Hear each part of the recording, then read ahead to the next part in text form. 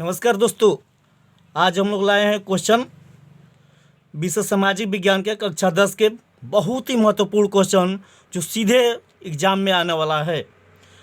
तो इसको आप पूरा ध्यानपूर्वक देखिएगा और इसमें जो भी क्वेश्चन दिया गया है उसे आप ध्यानपूर्वक पढ़िए और बनाइएगा। इसमें प्रत्येक विषय के लिए अलग अलग किस प्रकार के क्वेश्चन आता है उसको दिया गया है।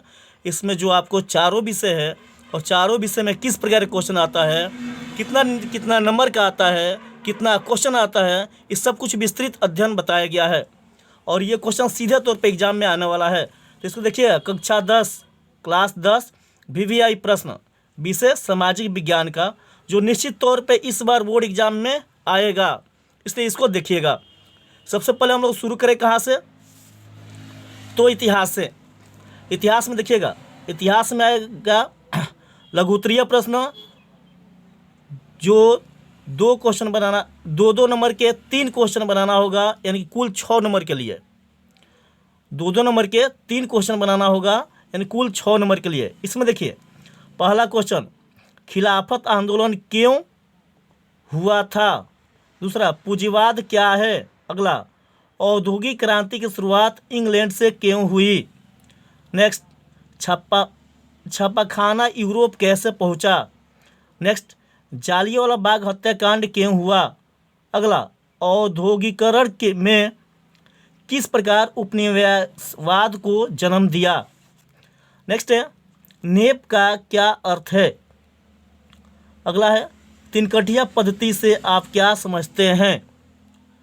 1929 ईस्वी के आर्थिक संकट के किन्हीं 3 कारणों को लिखें। नेक्स्ट है, भूमंडलीकरण का भारत पर प्रभावों को स्पष्ट करें। कुल मिला के इतिहास का यह लघुत्तरीय क्वेश्चन है, इससे बाहर क्वेश्चन आपका नहीं जाएगा।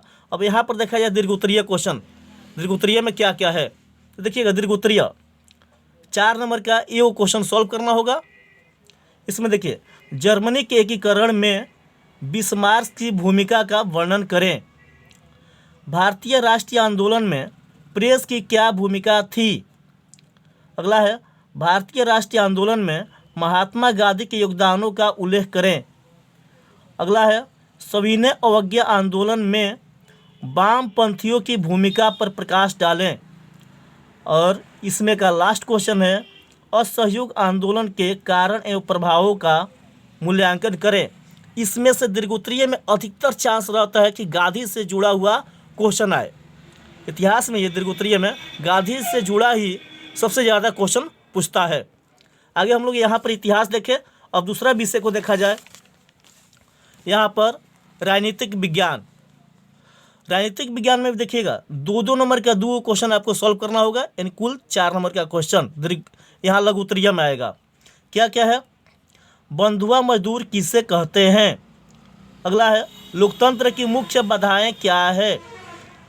अगला है, सत्ता में साझेदारी से आप क्या समझते हैं। अगला क्वेश्चन है, सांप्रदायिकता क्या है। अगला है, संविधान की सर्वोच्चता से आप क्या समझते हैं। नेक्स्ट है, शिक्षा का अभाव लोकतंत्र के लिए चुनौती है, स्पष्ट करें। 7वां है, दल बदल कानून क्या है। 8वां है, गुप्त मतदान पत्र से आप क्या समझते हैं। 9वां है, सूचना का अधिकार आंदोलन में मुख्य उद्देश्य क्या थे। ये है राजनीतिक विज्ञान के लघु उत्तरीय क्वेश्चन। कुल कितना है, 9। अब इसके बाद आता है दीर्घोत्तरीय क्वेश्चन, इसको भी ध्यानपूर्वक देखते रहिएगा। आप ये समझिए, क्वेश्चन इससे बाहर कहीं नहीं जाने वाला है। दीर्घोत्तरीय में 4 नंबर का एक क्वेश्चन आपको बनाना होगा, यानी कि एक ही क्वेश्चन बनाना होगा, 2 क्वेश्चन आएगा। देखिएगा यहाँ, पहला, बिहार में लोकतंत्र के मार्ग की प्रमुख बाधाएं कौन है। दूसरा है, लोकतंत्र में विपक्षी दलों की भूमिका की विवेचना करें। अगला है, वर्तमान भारतीय राजनीति में लोकतंत्र के समक्ष कौन कौन सी चुनौतियां हैं, वर्णन करें। ध्यानपूर्वक देखते रहिएगा। उसके बाद है, लोकतंत्र की सफलता के प्रमुख शर्तों का उल्लेख करें।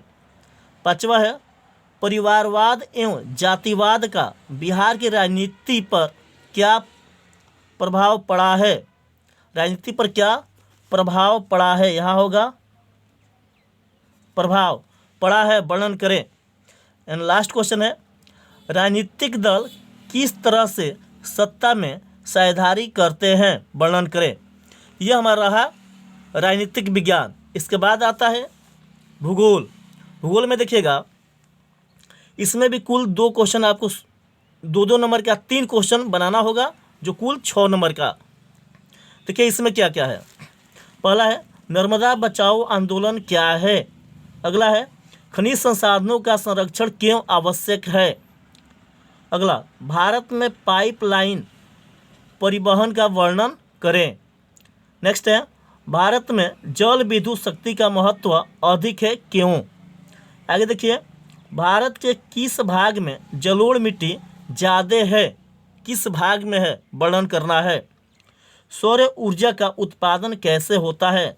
सोलर एनर्जी का कैसे होता है, उसको वर्णन करना है।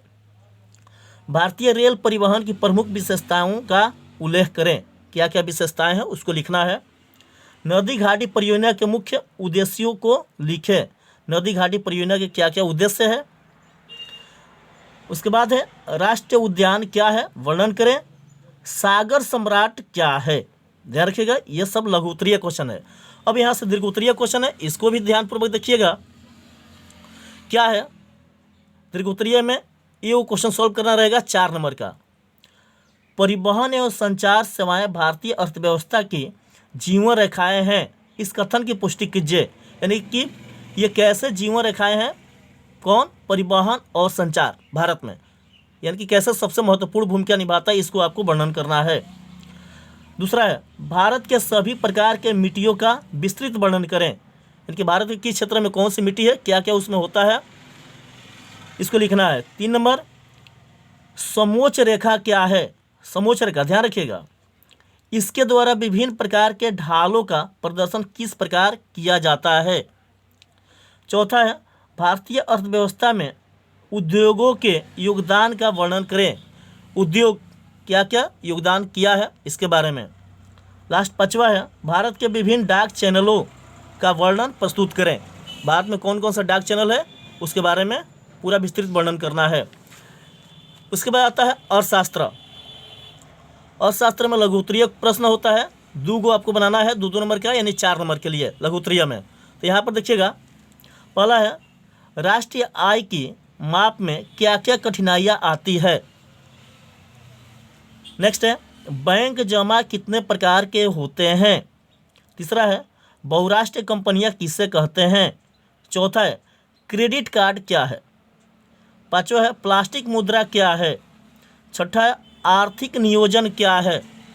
ये सब क्या है में क्वेश्चन है, और ये लघु उत्तरीय है। 7वां है विश्व व्यापार संगठन क्या है। 8वां एटीएम क्या है। 9वां है वैश्वीकरण के 2 सकारात्मक प्रभाव बताइए।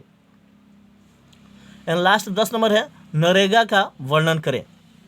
यह लघु उत्तरीय क्वेश्चन है। इसके बाद यहाँ पर दीर्घ उत्तरीय क्वेश्चन आता है, इसको देखिएगा।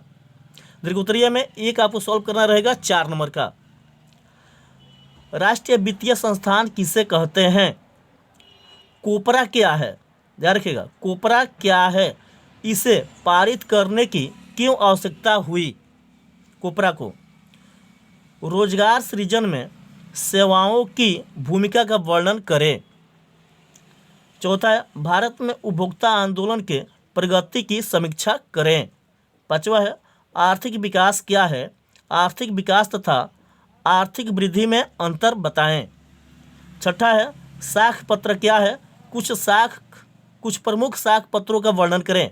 यह आपका रहा अर्थशास्त्र से। अब लास्ट आता है आपदा प्रबंधन, जिससे 2-2 नंबर का 2 क्वेश्चन पूछेगा। ध्यान रखिएगा, आपदा प्रबंधन से 2-2 नंबर का 2 क्वेश्चन आपको बनाना रहेगा। क्या इसमें प्राकृतिक आपदा क्या है वर्णन करें। यानी कि ये जो हमारा पाठ है, टॉपिक है, इसी के बारे में यहाँ है। प्राकृतिक आपदा क्या है वर्णन करें। दूसरा है बाढ़ नियंत्रण के लिए उपाय क्या क्या है, उसको आपको जिक्र करना है, लिखना है। तीसरा सुनामी क्या है, ये एक चक्रवात है, इसके बारे में वर्णन करना है। चौथा है सुखाड़ से बचाव के तरीका लिखें, यानी सूखा से कैसे हम बच सकते हैं। पाँचवा है प्राथमिक उपचार से आप क्या समझते हैं।